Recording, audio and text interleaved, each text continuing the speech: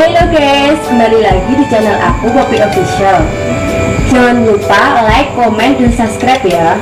Sebelumnya, perkenalkan, nama saya Poppy Talisha dari Prodi D3 Keperawatan nomor NIM 2005038. Di sini saya akan mempresentasikan tugas bahasa Indonesia dengan dosen pengampu Bapak Andi Maulana SPG MPD. Sebelumnya, puji syukur saya panjatkan kehadirat Tuhan Yang Maha Esa atas berkat rahmat dan hidayahnya. Saya dapat menyelesaikan makalah pengaruh pergaulan bebas di kalangan remaja ini. Saya berharap makalah ini dapat berguna dalam menambah wawasan bagi para pembaca. Semoga makalah yang saya buat ini dapat dipahami bagi siapapun yang membaca. Sebelumnya saya minta maaf apabila ada kesalahan kata dalam penyusunan makalah ini.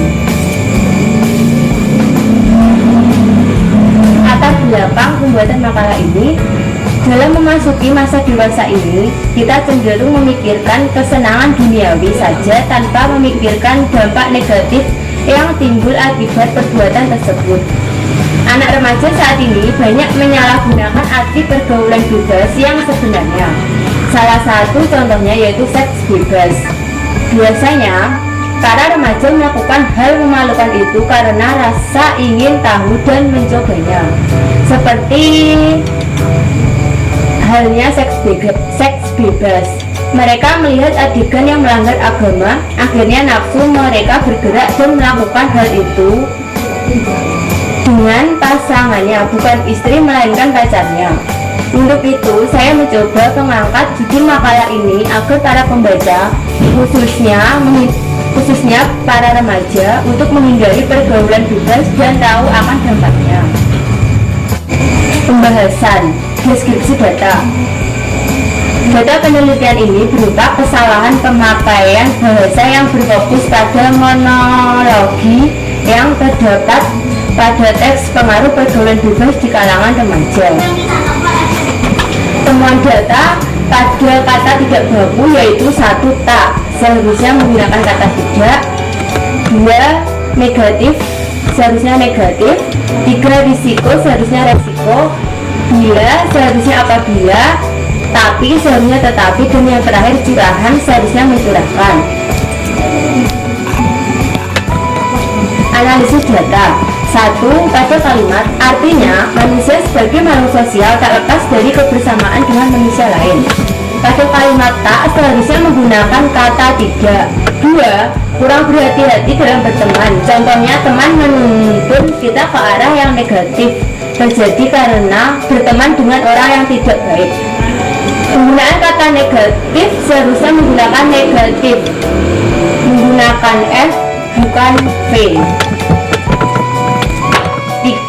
Dikarenakan kurang pengetahuan masalah seksologi, para remaja melakukan tanpa memikirkan risiko yang terjadi nantinya. Pada kalimat risiko, seharusnya menggunakan resiko.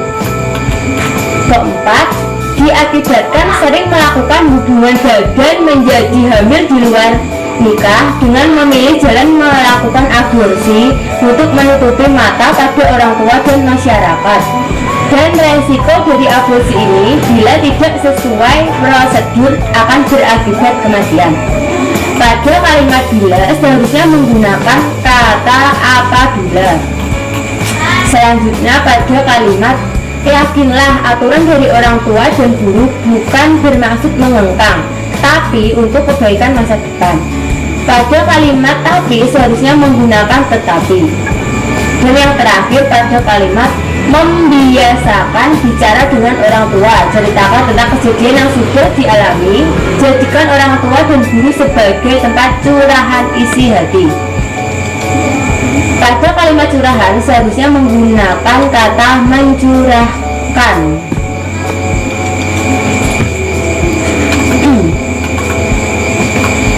Kesimpulan dari teks yang saya baca tersebut yaitu penggunaan bahasa Indonesia di kalangan remaja Indonesia saat ini hampir sudah tidak ada yang menggunakan bahasa dengan benar. Para remaja kebanyakan menggunakan bahasa prokem atau bahasa gaul, bahasa asing, dan bahasa daerah. Bahasa Indonesia tidak digunakan sebagaimana mestinya dikarenakan beberapa faktor, antara lain faktor dari luar dan dalam. Penggunaan bahasa gaul asing maupun daerah di kalangan remaja menimbulkan dampak positif maupun negatif.